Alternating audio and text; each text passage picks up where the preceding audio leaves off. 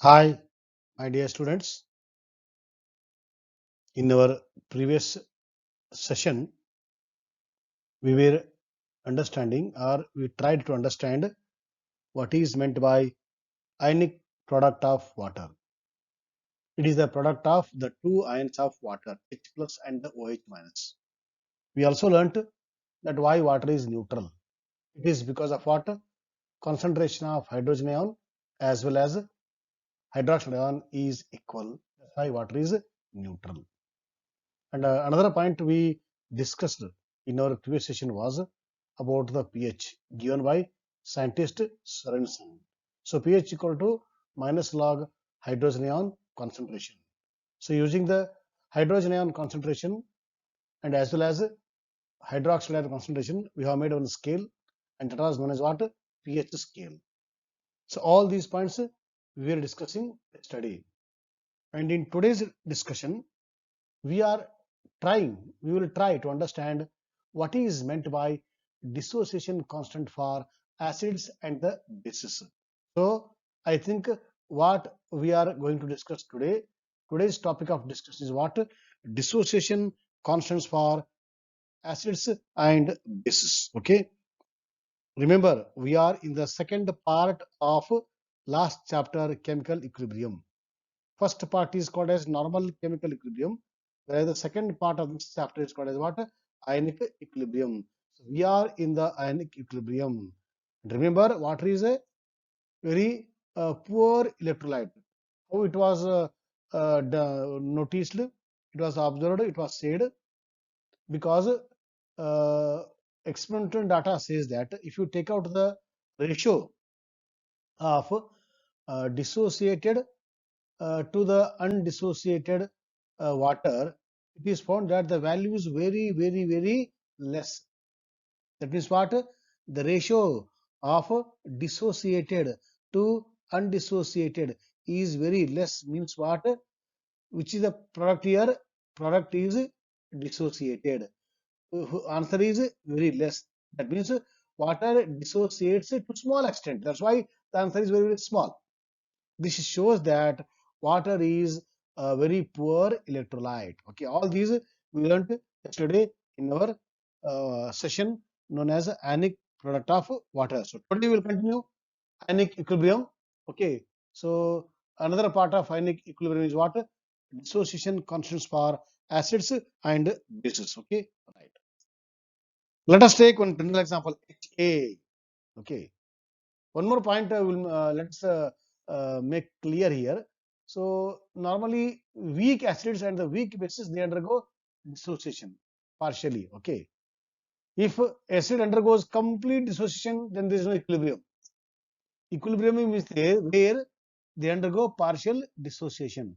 So some amount of acid will be there and some amount of water acids dissociation into its corresponding ions are there. So there is equilibrium between dissociated and undissociated acid or the base.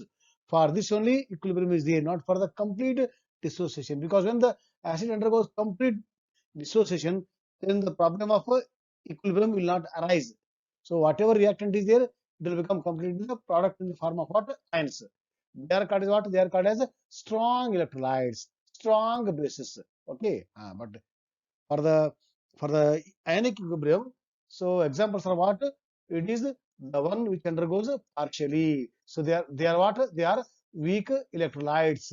That is examples are weak acids and the weak bases. So today I have taken an example for what? Weak acid. General example HA. So it dissociates, okay, partially, and still some acid is there and ions are there and they are in the equilibrium. Okay. Now when time is zero, means what? Still the process has not started. Which process? Process of dissociation. So when the time is zero, so what is the concentration of the acid? C. Let us take C is the concentration. What is concentration? Moles per liter. Okay, some moles in some volume, that is called moles per liter concentration. So let us take general term. C is the concentration of weak acid. Still it has not dissociated, therefore it is taken as C. Now how much H is there? Zero, because not dissociated. No. How much A is there? 0. Excuse me. Because acid has not dissociated, therefore concentrations of what ions is equal to 0. It is shown here. This is the concentration of what? Acid.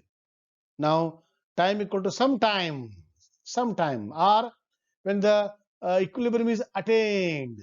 So when the equilibrium attained, that is what? Some amount, some concentration of this acid has undergone dissociation. Okay, how much? It is C alpha. What is C alpha? C alpha is what? It is the concentration of an acid undergone dissociation. Okay, please see the equation.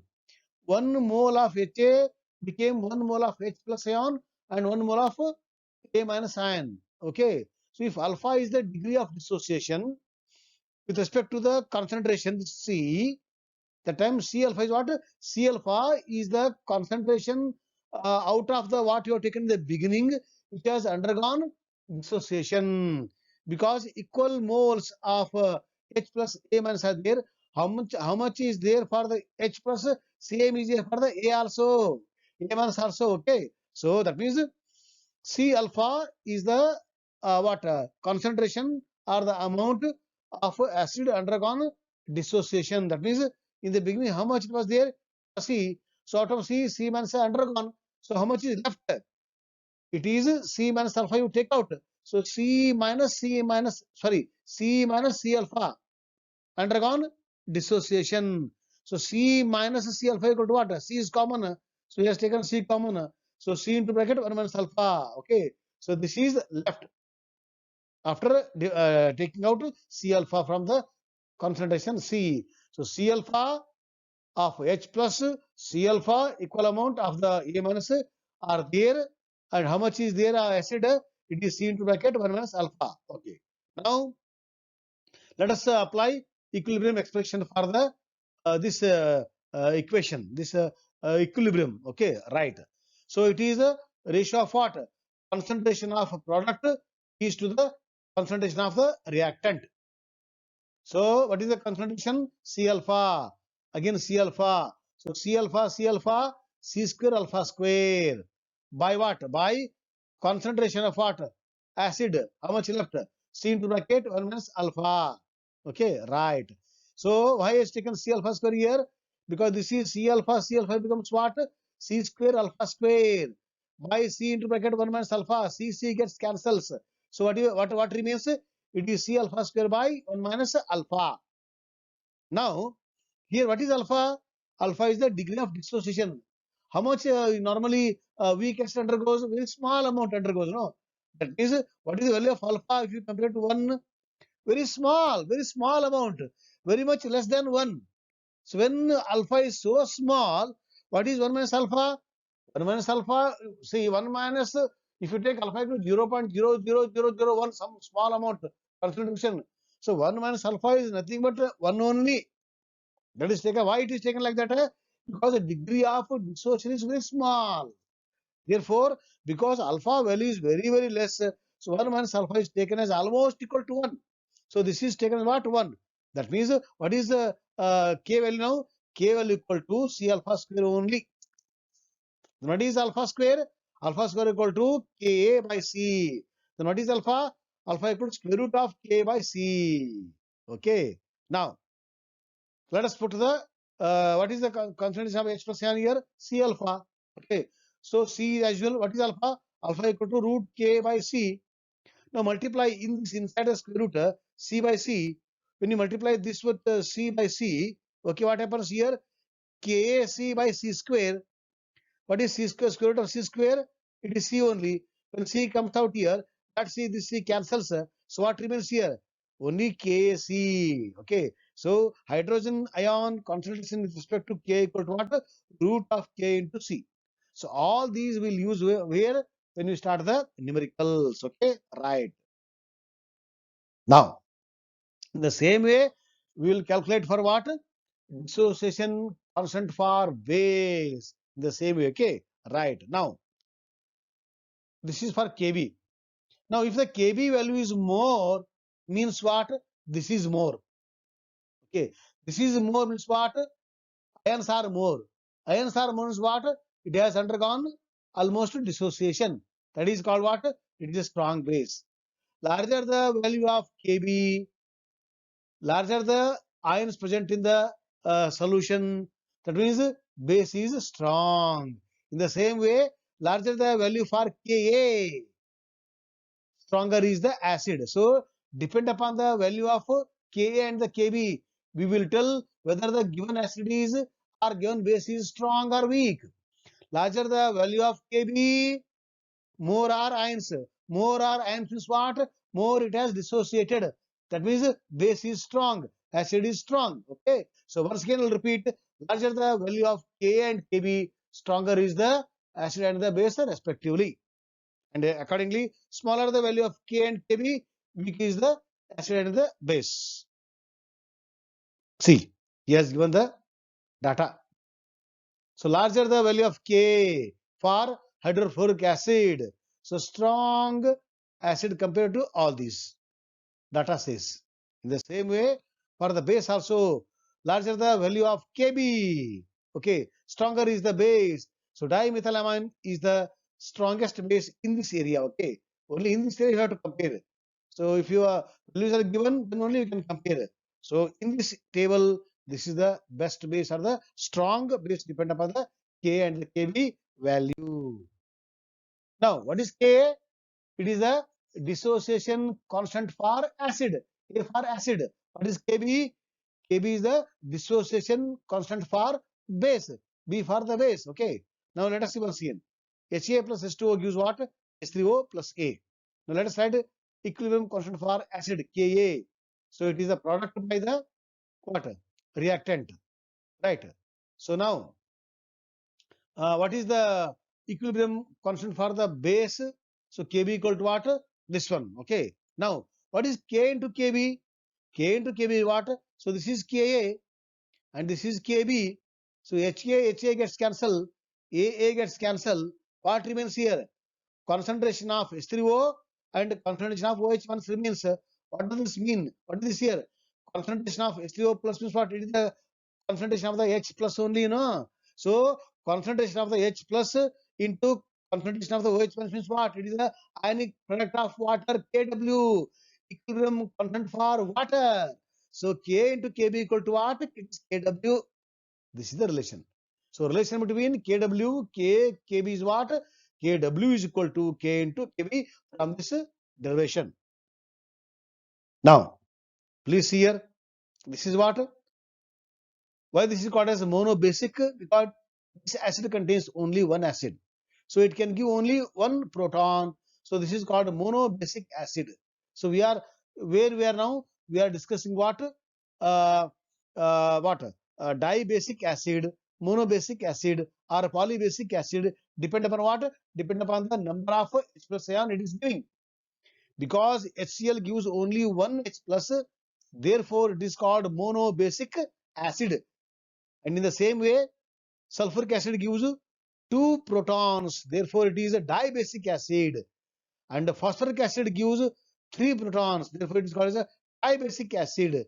So depend upon the number of H plus it gives, it is classified as a monobasic, dibasic, tribasic. But normally in general, more than one is taken as what? Polybasic acid.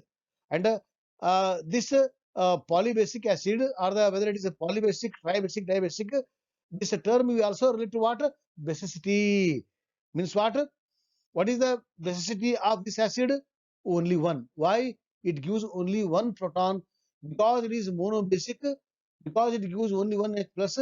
Therefore, basicity of this acid is 1, of this acid 2, of this acid 3, and so on.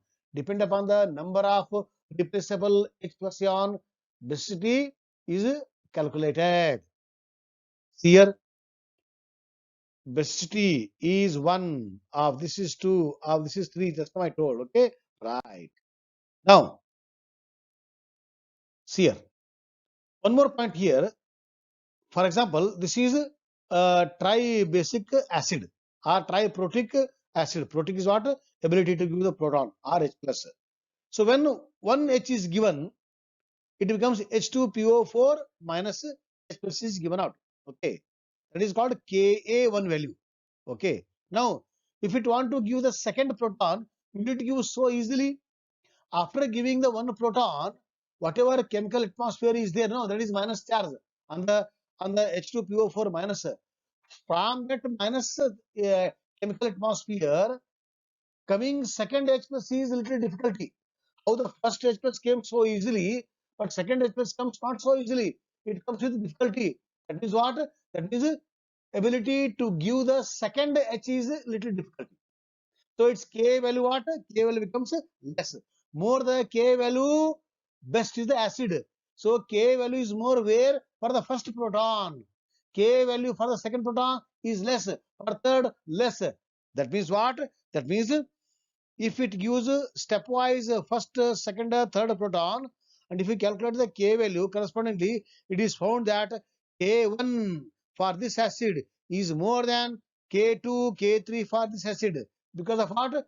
Because of what? Chemical atmosphere created after giving the first proton. Okay, right. Now this is what the, till now what we learnt. Till now we learnt polybasic acid. Now we are learning polyacidic base. Okay. So how much OH minus it gives? Accordingly, it is called as mono what? Acidic base, diacidic base, triacidic base. NaOH gives only one OH minus one, only one OH minus. So it is called monoacidic base. It gives two OH minus. So it is called diacidic base. That means there for the acid we said basicity. Now for this we are using what? Acidity. Okay. So acidity of NaOH is 1. Acidity of calcium hydroxide is 2. So all these are used in making the antacid to control the acidity. Okay, that's why we are using the word acidity. For acid basicity, for the base acidity, depending on what? Number of H plus giving, number of H minus giving. Okay, right. Now, factors affecting the acid strength. On what ground acid is taken or acid is told it is strong or weak? There are two factors. One is strength of the HA bond. For example, HCl bond, F bond, HBr bond. That bond strength is important. Okay, what he says, if the bond is strong, means what? When the HCl bond is strong, it will not give H plus so easily. When it is not giving H plus so easily, it is not a strong acid at all. So, if the bond is weak, then it gives easily H plus ion. So the one which gives H plus easily, it is the best acid or strong acid. Okay. So the strength of acid is determined on ground number 1. What is the ground number 1? Bond strength of HA. Okay. See here HF, HCl, HBr, HI. Okay. Here I is what? Larger in size. So when the HI is larger in size, so bond length is more. When the bond length is more, bond strength is less. So this HI will give H very easily. Because this HI will give easily, so this is what? Strong acid. So when you compare HF, HCl, HBr, HI, keeping H constant, size increasing from fluorine to chlorine, chlorine to bromine, bromine to iodine, that time this is giving easily H plus. So because this is giving easily H plus, this is the best acid or the strong acid. That's why size increases, acid strength also increases. So HI is stronger acid than HF. Okay, right. And second factor is what? Second factor is what? Electronegativity or the polarity. Okay, you see here CH4, NH3, H2O, HF. C is the member of what? 14th. N is the member of 15th group. O is the member of what? 16th. F is the member of what? 17th. So all these are from 14 to 17. Okay. So electronegativity increases. When the electronegativity increases, what happens here? What happens when the electronegativity increases? Polarity increases. That means this fluorine can withdraw the shared pair of electrons so fastly. So when it is withdrawing the shared pair of electron towards the fluorine, so this H can be removed easily.